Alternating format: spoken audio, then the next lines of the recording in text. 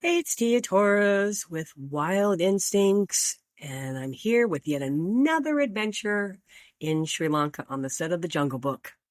So, the last we were here, I told you a little story about how sometimes things can go wrong, even with the most trained animals. Well, actually, Shadow was doing his job. It was us as the humans that messed up. Um, but hey, it happens, right? They say working with kids and animals, expect the unexpected. So on that same topic, um, there was this one particular day where we had to film a scene with Sarah, the one of the tigers. We had two female tigers with us. We had Sarah and Shay. Shay was a little more temperamental. Sarah, like Shadow, was about as close to having a dog cat as you could possibly have, except it was a tiger. She was pretty amazing. Um, so we were filming a scene where, and it wasn't anything major. We were out in the jungle and we were filming a scene where she had to just go from A to B, stay on her mark. And then the trainer down at the other end releases her. And then another trainer calls her to them.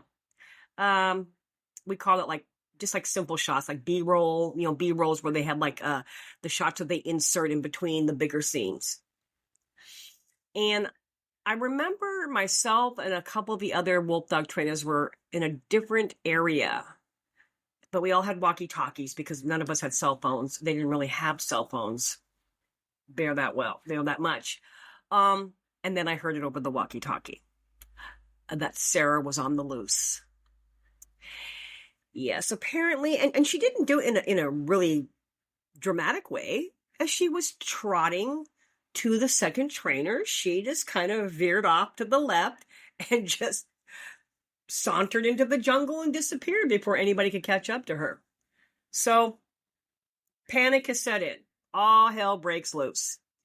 And when I say we are and I keep saying it, we're in the jungle. And like I said, there's little villages scattered throughout the area. And, it's all hands on deck. So I would say it wasn't that long. I'm going to say maybe 20 minutes of looking for her. And we finally get the call over the walkie-talkie that she has been spotted and caught. So we all reconvene and, what happened. And, just one of those animal things where she got sidetracked. She just got sidetracked and decided to go somewhere else.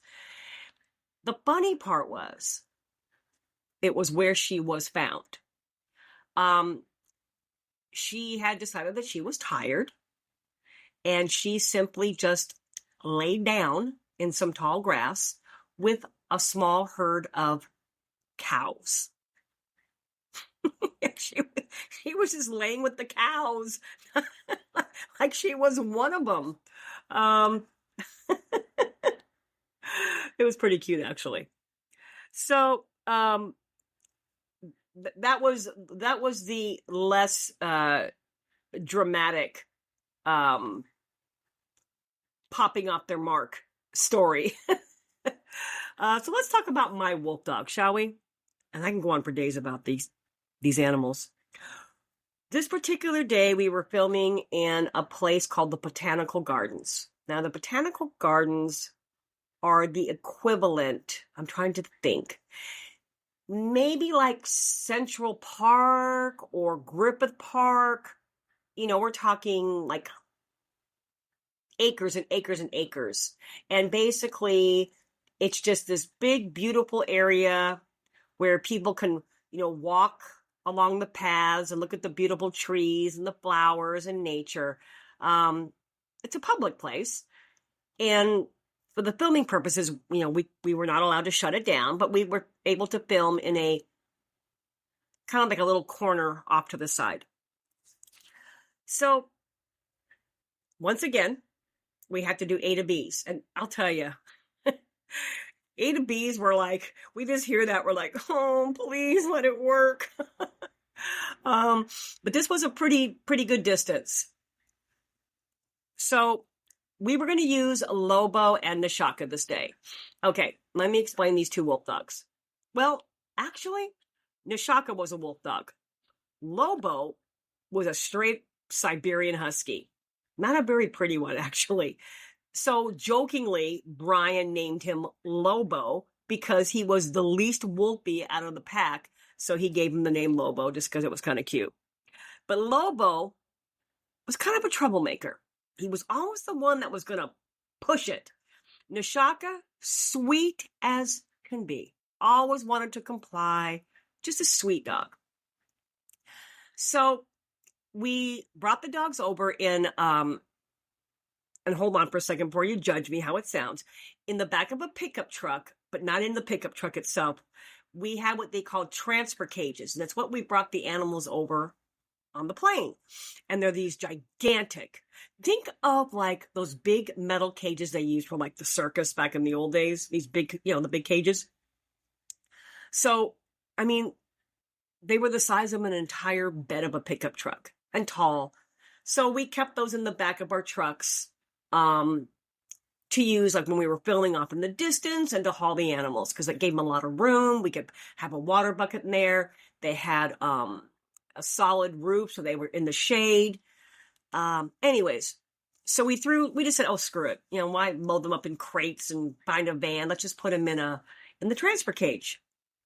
So we drove over to the botanical gardens, and it was a beautiful day out, and there were people walking around, families, and we were off in a corner, and we just had to do A to B's. So open the transfer cage. They both hop out of the back of the truck, and we kind of get them used to the area. They're happy-go-lucky, and Lobo was feeling extra frisky on this particular day, and I could see it in him. I'm like, gosh, I wish we could abort this mission. I just got a bad feeling. And you know what they say about, well, you know what I say about go with your gut at the end of every episode, right? Follow your instincts, follow your gut. Well, time is money.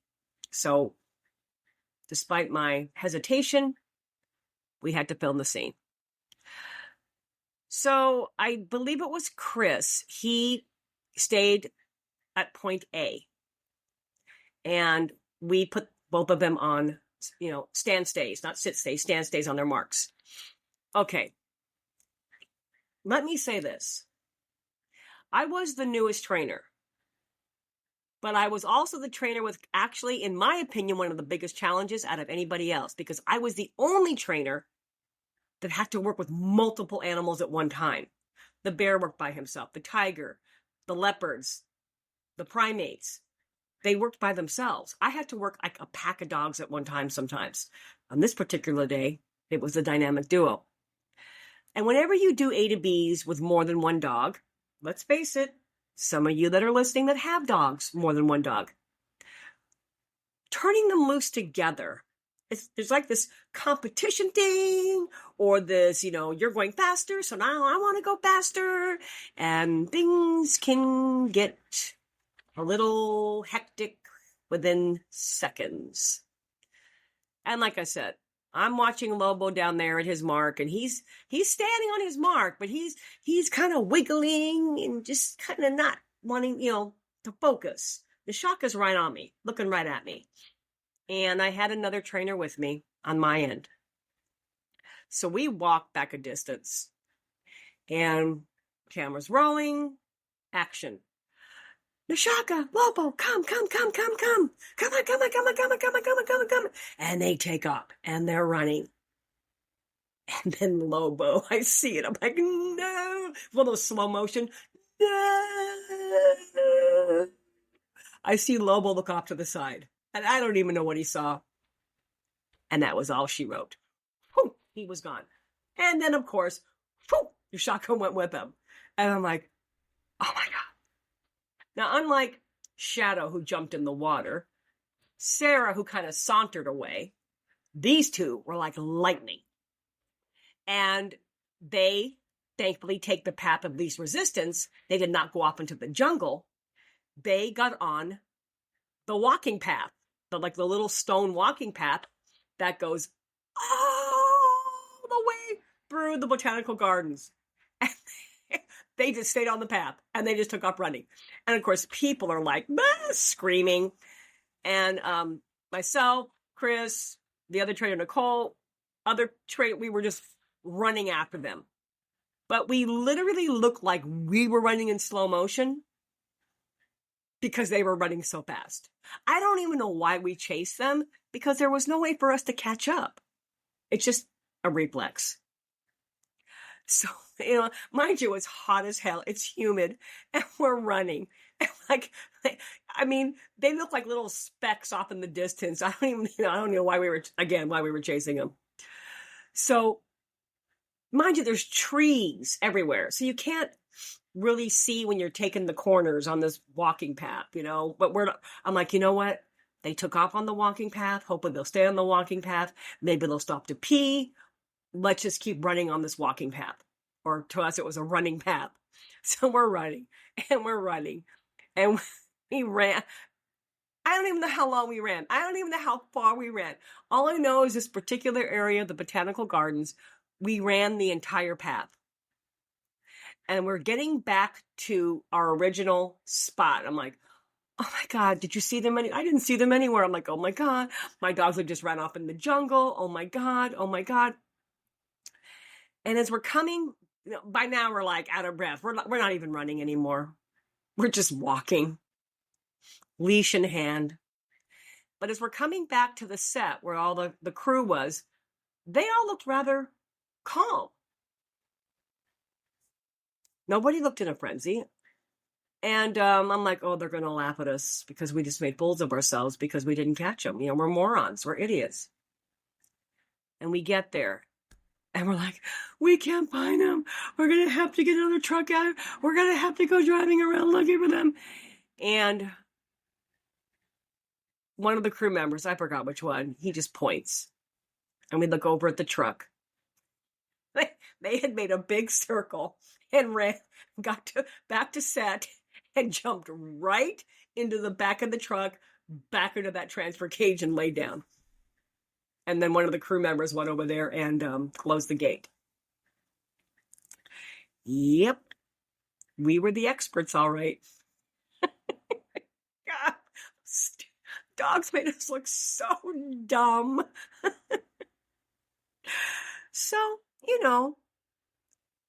the lesson here is this, and I get this a lot from people in the nowadays, okay? You have these dog trainers out there that do these quick training exercises where it borderline looks like abuse. Choking your dog out, slamming your dog, intimidating your dog, scaring your dog, and it only costs you $4,000 to have your dog physically and mentally abused. But they guarantee you your dog's fixed. Okay? I trained him and he is fixed. There's no guarantee in training, people. So if you want to throw your money away at some of these trainers, you do that. But in the meantime, look at what your poor dog is going through. Okay? That's the lesson here. We trained with so much love and so much praise and so much fun. And look, shit happens, right? Shit happens. Okay? All I'm saying is they're animals. Dogs are animals.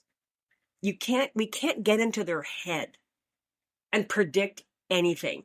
So for some trainer to tell you 100%, I guarantee, the minute you hear those words, close your wallet and run, because there's just no guarantee, especially when you're in the jungles of Sri Lanka with an incorrigible husky who thinks he's a wolf.